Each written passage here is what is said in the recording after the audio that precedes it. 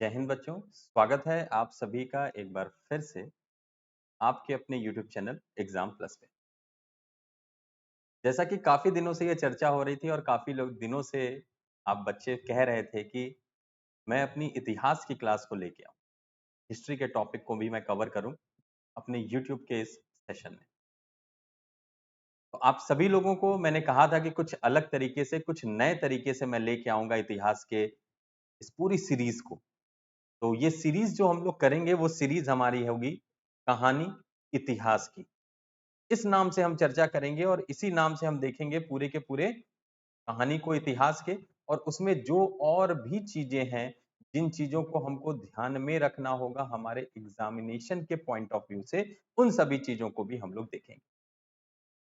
और जो डिस्कशन हम लोग यहाँ पे करेंगे वो मैं आपको एक कहानी के रूप में सुनाऊंगा, और इस कहानी को आपको सुनना भी है और इसके नोट्स को भी बनाना है। वैसे मैं पीडीएफ भी प्रोवाइड कराऊंगा आपको, तो पीडीएफ वगैरह के लिए आप डिस्क्रिप्शन में लिंक दिया होगा या चैट पे आपके पिन होगा लिंक टेलीग्राम का, उसको ज्वाइन कर लीजिए ताकि आपको पीडीएफ मिल जाए और आप इससे नोट्स बना सकें और पॉइंट टू पॉइंट चलें, जो हम लोग कहानी को समझें और वो पॉइंट में कन्वर्ट करें उसको, जो हमारे एग्जामिनेशन के पॉइंट ऑफ व्यू से बहुत इंपॉर्टेंट हो। और इसी सीरीज में आज जो अपना पहला दिन है, इस पहले दिन में हम लोग जो टॉपिक कवर कर रहे हैं वो हमने कहानी इतिहास की में यूरोपीय कंपनियां क्यों आई थी भारत। ऐसा क्या रीजन था कि यूरोपीय जो भी कंपनियां थी, चाहे वो पोर्तुगीज रही हो, चाहे वो डच रही हो, चाहे वो इंग्लिश रही हो, चाहे वो फ्रांसीसी रही हो, उन सबको भारत क्यों आना पड़ा। पढ़ा होगा आपने, कई इतिहासवादी इस बात को कहते हैं कि भारत तो सांप और सपेरों का देश था। तो क्या सही में भारत सांप और सपेरों का देश था और कुछ नहीं था भारत में? और अगर भारत सांप और सपेरों का ही देश था तो यूरोपीय कंपनियां क्या यहां सांप लेने आई थी? अगर हम समृद्ध नहीं थे तो कंपनियों का यहां क्या काम था? क्यों वो व्यापार के रास्ते को ढूंढ रहे थे?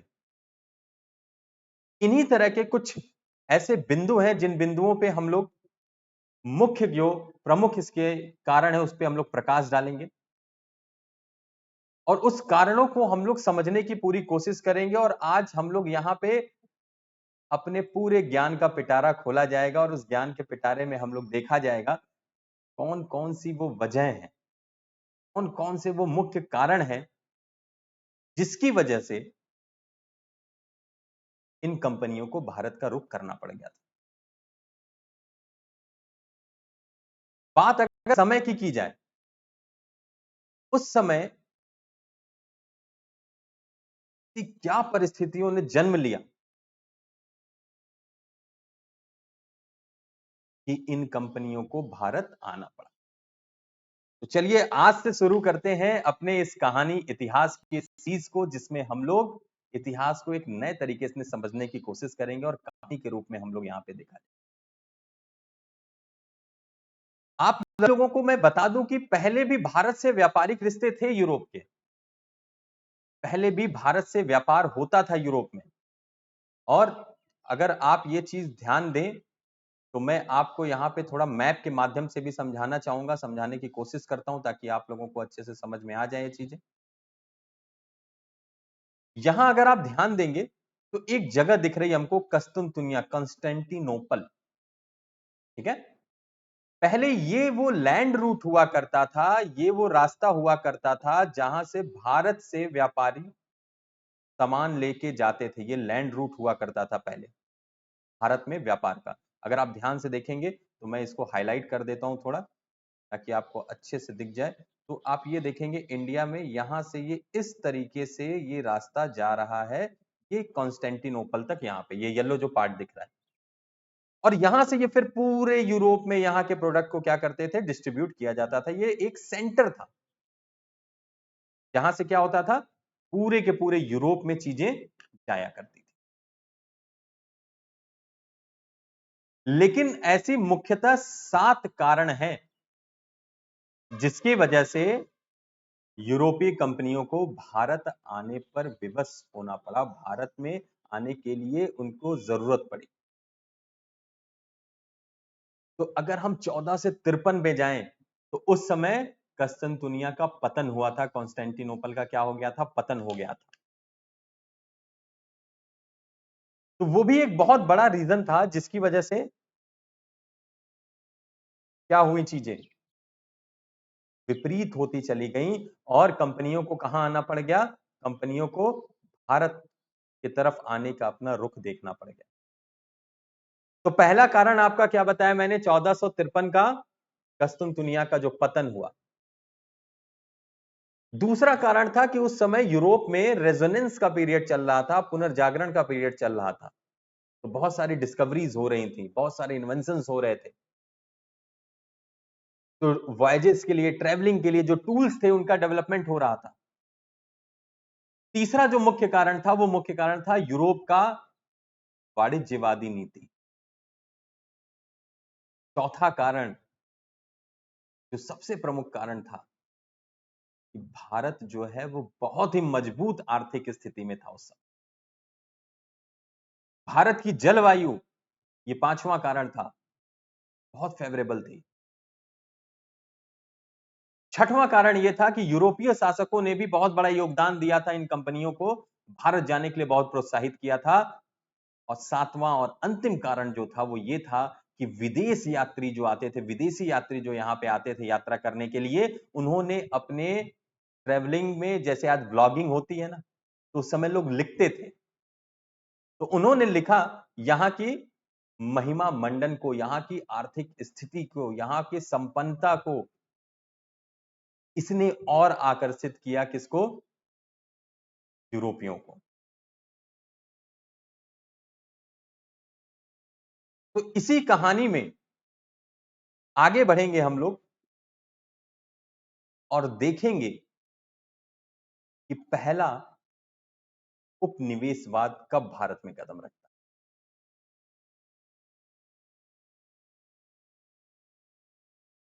तो इस बात को समझिएगा कि 15वीं शताब्दी की जब मैं बात कर रहा हूं, उस 15वीं शताब्दी के बारे में, जब वास्को डिगामा का कदम भारत में रखाया था, जब वास्को डिगामा भारत में धरती पर उसने कदम रखा, तो इतिहासकारों ने इस बात को माना, इस बात को स्वीकार किया कि अब उपनिवेशवाद की यहां पे शुरुआत हो गई, यहां पे नींव पड़ गई।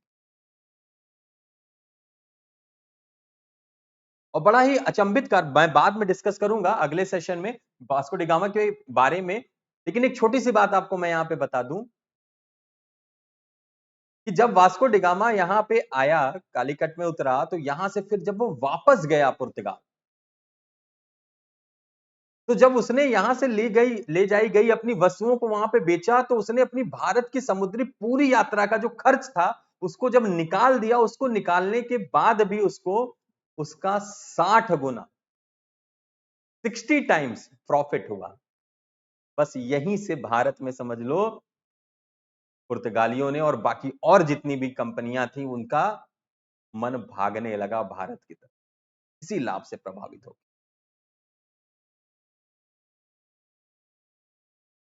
तो जैसा कि मैं शुरुआत में आपको बता रहा था कि पहले जो लैंड रूट हुआ करता था यूरोप में भारत के सामान को जाने का, वो कस्तुनतनिया होता था, कॉन्स्टेंटिनोपल होता था। वो जगह मैंने आपको भी मैप पे दिखाई। लेकिन 15वीं शताब्दी के मध्य में ही, यानी जो 1453 ईस्वी में आपको बता रहा था, इसका पतन हो गया और ऑटोमन साम्राज्य के जो उस समय के राजा थे, उसने क्या किया, और पूर्वी रोमन साम्राज्य ने, इन लोगों ने कस्तुनतुनिया को पराजित कर दिया और यहां के जितने भी यूरोपीय लोग थे इस क्षेत्र के, उन सबको यहां से निकाल के बाहर फेंक दिया। अब इसका इफेक्ट क्या पड़ा कि भारत का यूरोप से जो व्यापार हो रहा था, व्यापार का एक जो मार्ग था, वो अब रुक गया, वो अब अवरुद्ध हो गया। 1453 के पहले जो यूरोपीय व्यापारी थे, वो सब क्या करते थे, कस्तुनतुनिया से होकर ही स्थलीय मार्ग से भारत आते थे। लेकिन कस्तुनतुनिया के पतन के बाद अब यूरोपीय लोगों के पास कोई रास्ता नहीं बचा, तो उनको एक वैकल्पिक मार्ग खोजना ही एक उचित मार्ग लगा। कई अभ्यास हुए, कई चीजें हुई। वहां पे प्रिंस हेनरी थे उस समय, उन्होंने बार्थेलोमस को पहले भेजा। लेकिन वो दक्षिण अफ्रीका के केप ऑफ गुड होप तक आए और वहां से वापस चले गए। उसके आगे का रास्ता वो भारत तक का नहीं सफर कर पाए। लेकिन इसमें वर्ष 1498 में वास्को डिगामा को सफलता मिली और वास्को डिगामा ने ही यूरोप से भारत आने वाले समुद्री मार्ग का खोज किया और कालांतर में इसी मार्ग का अनुसरण और भी जो अन्य यूरोपीय कंपनियां थी उन्होंने किया। जब दक्षिण अफ्रीका पहुंचे थे वास्को डिगामा, तो उस समय वहां पे एक गुजराती ट्रेवलर उनको मिला था, मजीदी, और उसी की सहायता से वो कालीकट तक पहुंचे। अभी हम उस पर ज्यादा डिस्कस नहीं करेंगे, हम जब पुर्तगाली कंपनी के बारे में डिस्कस करेंगे तब मैं इसको आपको और ब्रीफली बताऊं। तो ये तो पहला कारण था, कस्तुनतुनिया का पतन। दूसरे कारण के बारे में बात करें तो 1453 में जब कस्तुनतुनिया का पतन हुआ था, तो उसके बाद इस क्षेत्र में रहने वाले जो यूरोपीय नागरिक थे वो फिर से यूरोपीय क्षेत्र में वापस चले गए और यूरोपीय लोग जो इतिहास, विज्ञान, चित्रकला, मूर्तिकला, स्थापत्य कला, संगीत कला, इन सब में विशेषज्ञ होते थे उस समय, उन्होंने और ज्यादा अपने हुनर को बढ़ाया क्योंकि पुनर्जागरण का समय आ गया। और वो सर्वप्रथम इटली में पहुंचे और इसीलिए यूरोप में जो सबसे पहला रेजोनेंस का पीरियड आया, पुनर्जागरण का काल आया, वो इटली में ही आया, क्योंकि यहां से जब वापस लौटे तो वो सबसे पहले इटली पहुंचे। और इसी पुनर्जागरण की वजह से यूरोपीय लोगों ने वैज्ञानिक खोज, भौगोलिक खोज, इन सबके एक युग का प्रारंभ किया और इन खोजों में इटली, पुर्तगाल, फ्रांस, जर्मनी, इंग्लैंड, ये सभी देश, ब्रिटेन, ये आगे थे। और इन्हीं खोजों में रेजोनेंस के समय ही दिशा सूचक यंत्र, जिसको आप कंपास बोलते हैं, वो सामने आया था, जो आप जानते हैं कि ये समुद्री यात्राओं के लिए कितना ज्यादा आवश्यक होता है और कितना एक्यूरेट कर देता है रास्ते। तो इस यंत्र ने, जो हमारा दिशा सूचक यंत्र था, कंपास था, इसने क्या किया? समुद्री यात्रा को उनको सहूलियत प्रदान की और इस यात्रा को सुगम बनाया, आसान बनाया। और इसीलिए यूरोपीय कंपनियों को भारत में आने में आसानी हुई। तो रेजोनेंस एक दूसरा बहुत बड़ा कारण था। अब तीसरा कारण की बात करें, जो मैं हमेशा आप लोगों से कहता हूं कि यूरोपीय इतिहासकार क्या कहते हैं? यूरोपीय इतिहासकार कहते हैं भारत में क्या चीज हुई? वो हमेशा इस बात को आपके सामने रखने की कोशिश करते हैं कि भारत हमेशा से पिछड़ी जगह थी। भारत कौन सी जगह थी? हमेशा से पिछड़ी जगह थी। इस बात को रखने की हमेशा आपके सामने कोशिश कर।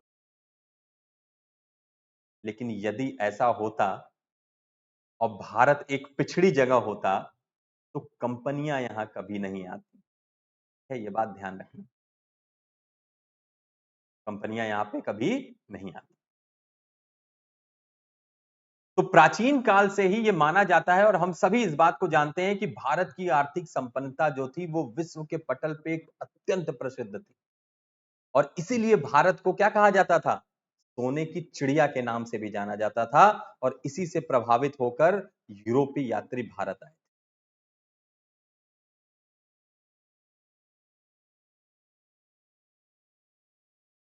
अब अगर आपसे बात की जाए कुछ चीजों की, तो मैंने आपको अभी बताया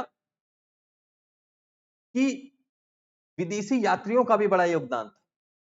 तो जो मध्यकालीन विदेशी यात्री थे, उनमें से प्रसिद्ध जो विदेशी यात्री और इतिहासकार था उत्बी, ठीक है, जिसने किताबें यामिनी लिखी थी, उसने इस पुस्तक की रचना की। अच्छा, ये उत्बी जो आए थे, ये महमूद गजनवी के साथ के समय में थे। और उसने इस पुस्तक की तारीख यामिनी नामक पुस्तक की क्या की? उसने किताबें थी यामिनी नामक पुस्तक की उसने क्या की थी? रचना की थी। बेसिकली तारीख यामिनी ही होगा। और उसी ने सबसे पहली बार भारत की आर्थिक संपन्नता का विवरण सोने के चिड़िया के रूप में किया था। ध्यान रखना इस चीज को। ये सब मेंस में लिखने के लिए आते हैं, प्रमुख कारण क्या थे, तो उसमें ये पॉइंट्स आपको सब करना पड़ेगा। यह महमूद गजनवी के दरबार में रहता था और इसके विवरण से भी यूरोपीय कंपनियां जो थी वो क्या की, भारत में अपना व्यापार करने के लिए इच्छुक हो गई। और 13वीं शताब्दी के अंत में 1293-94 ईस्वी के आसपास में एक इटालियन यात्री मार्को पोलो वो भारत की यात्रा पर आया था और इसने भारत में सबसे ज्यादा जो भ्रमण था वो पांड्य राज्य का किया था। वीर पांड्य और सुंदर पांड्य जो थे, और भारत से वापस जाने के बाद इसने भारत की आर्थिक संपन्नता का विवरण अपने यात्रा संस्मरण में दिया, क्योंकि उस समय कैमरा था नहीं, ब्लॉगिंग होती नहीं थी। तो क्या करते थे, लिखते थे, संस्मरण लिखते थे, यात्रा ट्रेवल का एक लिखते थे, पूरा का पूरा किताब बनाते थे, हर चीज लिखा करते थे जो जो जिन जिन जगहों पे गए थे। तो उस यात्रा के संस्मरण में जिसने इसने नाम दिया the travel into the Marco Polo, ये इसका शीर्षक दिया इसने, और उसमें भारत की संपन्नता को दर्शाया। मार्को पोलो के विवरण को यूरोपीय लोगों ने बड़ा ही प्रभावी माना और इससे यूरोपीय कंपनियां यह सुनिश्चित कर पाई कि हां, वास्तव में भारत जो है वो आर्थिक रूप से समृद्ध है। अब चौथे कारण की तरफ आते हैं, तो भारत की जलवायु, मैंने एक शीर्षक आपको बताया। भारत जो है ये उष्णकटिबंधीय जलवायु के क्षेत्र में आता है और इसलिए स्वाभाविक रूप से भारत में बहुत बड़े पैमाने पर मसालों की खेती की जाती है, और पहले भी बहुत ज्यादा खेती की जाती थी, मसालों के लिए ही बेसिकली फेमस हुआ था। और इन्हीं मसालों को यूरोपीय देशों में बहुत ज्यादा मांग थी, क्योंकि यूरोपीय जो महाद्वीप है वो किसमें आते हैं, तो शीतोष्ण कटिबंधीय जलवायु के क्षेत्र में आते हैं, तो वहां पे इसका उपज नहीं हो पाता। तो ये जो मसालों के प्रति लगाव था इनका ना, ये भी इनको खींच के भारत की तरफ लेकर आ गया था। तो भारतीय जलवायु इस कारण से एक मुख्य कारण माना जाता है। पांचवें कारण की अगर बात करें, जो मैंने यूरोपीय शासकों के द्वारा योगदान कहा था, तो यूरोपीय शासकों ने भी समय समय पर अपने देश की कंपनियों को भारत से व्यापार करने के लिए प्रोत्साहित किया। और प्रमुख यूरोपीय शासक जो थे, अगर उनका नाम लिया जाएगा, तो जैसे अभी मैंने शुरुआत में ही नाम लिया था प्रिंस हेनरी पुर्तगाल के, या स्पेन की महारानी कह लीजिए इसाबेला, या इंग्लैंड की रानी एलिजाबेथ टेलर प्रथम, ये वो शासक थे यूरोपीय जिन्होंने क्या किया, अपने यहां की कंपनियों को प्रोत्साहित किया भारत में यात्रा करने के। छठवें कारण की तरफ अगर आते हैं, तो जो यूरोप की एक वाणिज्य नीति थी, तो 15 और 16वीं शताब्दी में यूरोप में इस नीति ने अत्यंत लोकप्रियता बना ली थी। और इस नीति के तहत यूरोप ने यह स्वीकार किया कि उद्योग धंधों की स्थापना करके हम लोग बुलंदियों को प्राप्त कर सकते।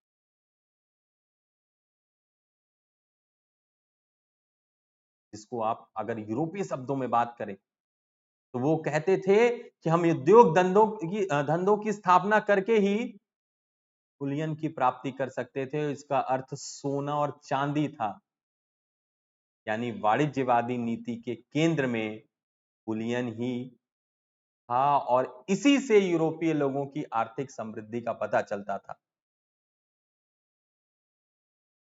और आपको पता होगा कि भारत में बहुत बड़े पैमाने पर उस समय बुलियन यानी कि सोना और चांदी मौजूद था, और जिसका फल ये हुआ कि यूरोपीय कंपनियों ने अपना रुख भारत की।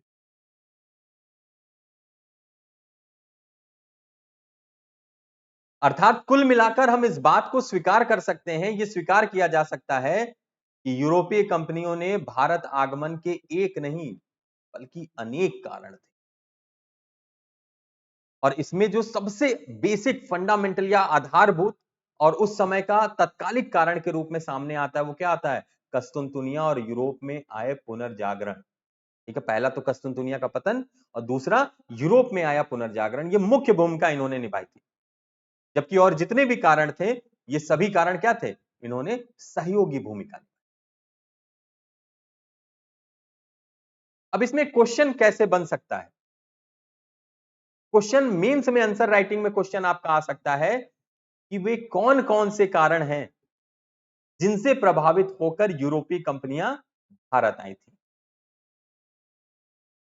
और दूसरा क्वेश्चन इस तरीके से पूछ सकता है कि यूरोपीय कंपनियों के भारत आगमन में कस्तंतुनिया के पतन का कितना प्रभाव पड़ा और साथ ही अन्य कारणों का भी संक्षेप में चर्चा। इस तरीके से आपसे दो क्वेश्चन पूछ सकता है मेंस में। तो आज हम लोगों ने जो चर्चा की वो चर्चा हमारी किस पे थी? तो वो चर्चा हम लोगों ने की कि जो यूरोपीय कंपनियां थी वो भारत क्यों आई, उसके क्या कारण थे। और इसी चर्चा में हम लोग अगले सेशन में अपने करेंगे तो पुर्तगाली जो कंपनी आई थी, पोर्तुगीज जो आए थे, वहां से हम लोग स्टार्ट करेंगे और देखेंगे।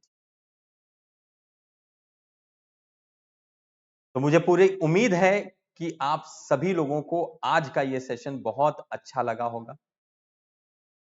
ये सेशन आप सभी लोगों को अच्छे से समझ में आया होगा और जो एक नया तरीका मैंने सोचा है आप लोगों को इतिहास पढ़ाने का, कहानी इतिहास के रूप, वो अच्छा लगेगा।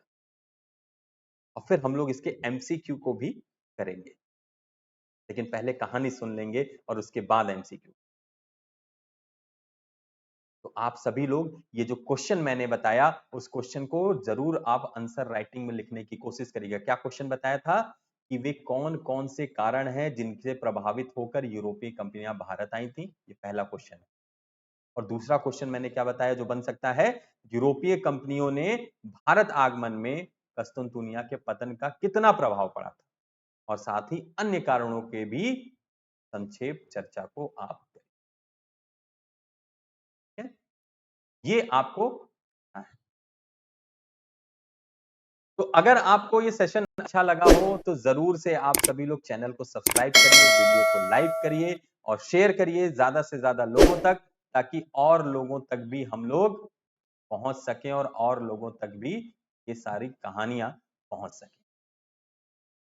तो उम्मीद है कि आज का पहला सेशन आप सभी लोगों को अच्छा लगा होगा। तो डेली अब हम लोग रात को 8 बजे मिलेंगे और इसी तरीके से कहानी इतिहास की पढ़ें। तो मिलते हैं आप सभी लोगों से अगले सेशन में। तब तक आप सभी लोग स्वस्थ रहिए, मस्त रहिए और आप सभी को जय हिंद।